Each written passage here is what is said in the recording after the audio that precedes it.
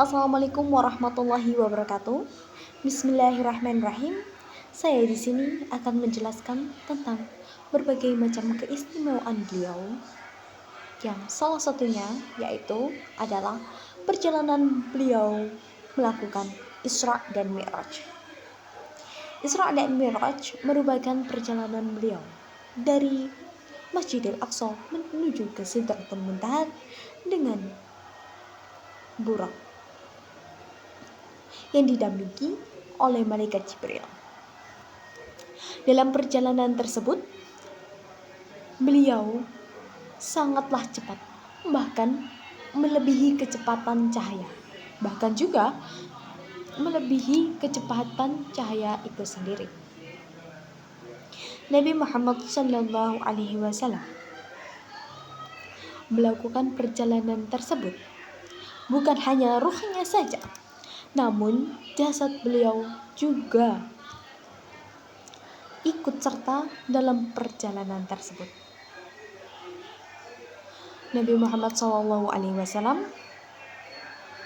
melakukan perjalanan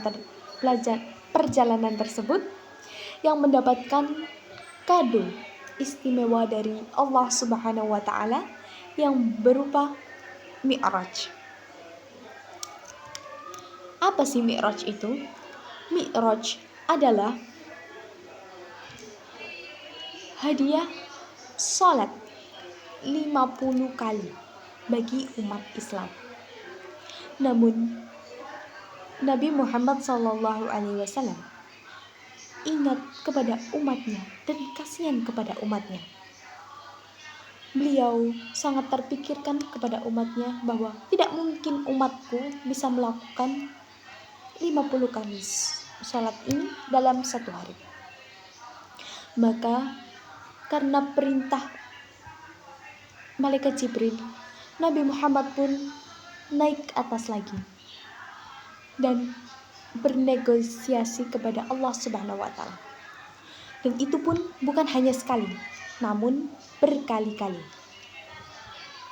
Hingga salat tersebut dikurangi menjadi 17 rakaat. Namun pahalanya yang diberikan sama dengan 50 kali salat. Dalam perjalanan tersebut, di bulan Sya'ban, Nabi Muhammad SAW melakukan perjalanan tersebut. Dan bagaimana kita umatnya meneladani dan melakukan perjalanan Isra Mi'raj tersebut, sedangkan kita hanya umat manusia biasa. Yang pertama yaitu Isra, yaitu melakukan perjalanan apa yang telah dilakukan oleh Nabi Muhammad SAW. Contohnya melakukan sunnah-sunnah yang pernah dilakukan Nabi Muhammad SAW. Selanjutnya, bagaimana kita melakukan Isra, yaitu dengan kita melaksanakan perintah sholat tersebut dengan sebaik-baiknya. Sholat merupakan tiang agama, dan jika kita melakukan sholat, maka akhlak kita, apapun semuanya, akan baik dan juga berjalan dengan mulus. Allah Subhanahu wa Ta'ala berfirman dalam Al-Quran yang menjelaskan tentang ketika sholatmu baik, maka akhlakmu juga baik. Begitupun dengan sebaliknya. Maka tidak mungkin juga jika ada orang yang berakhlak buruk, maka sholatnya baik. Dan juga ketika ada orang yang ingin melihat sholat seseorang, apakah dia baik sholatnya, apakah jelek, maka lihatlah akhlaknya. Karena sesungguhnya jika sholatnya baik, maka akhlak dan segala-galanya pun baik. Yang kedua, tidak luput dengan suri tauladan kita Nabi Muhammad SAW, yaitu tentang kepemimpinan. Nabi Muhammad SAW adalah orang yang sangat mempunyai akhlak yang berkepemimpinan. Berkepemimpinan bukan hanya kita menjadi pemimpin, namun kita harus menjaga amanah dan lain sebagainya. Kita sebagai orang yang sudah dipimpin, maka kita harus menjaga amanat apa yang telah diberikan oleh orang tersebut. Bukan hanya amanat saja, namun tanggung jawab juga. Ada hadis yang berfirman,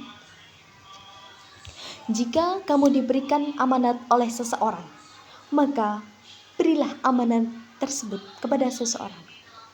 Dan jika kamu dikhianati oleh seseorang, maka kamu janganlah berkhianat kepada seseorang tersebut.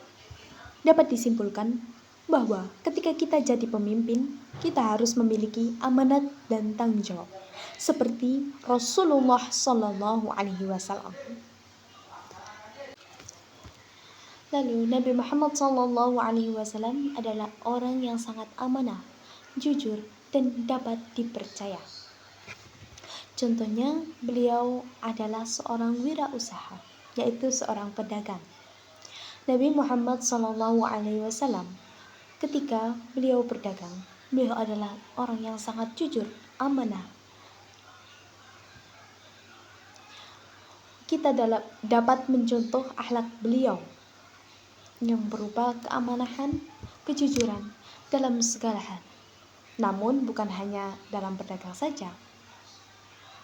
Dalam setiap apapun masalahnya, di dalam setiap apapun kondisinya, kita harus amanah, jujur, dan juga adil dalam segala hal. Sekian, itu saja yang bisa saya sampaikan. Selebihnya mohon maaf. Wassalamualaikum warahmatullahi wabarakatuh.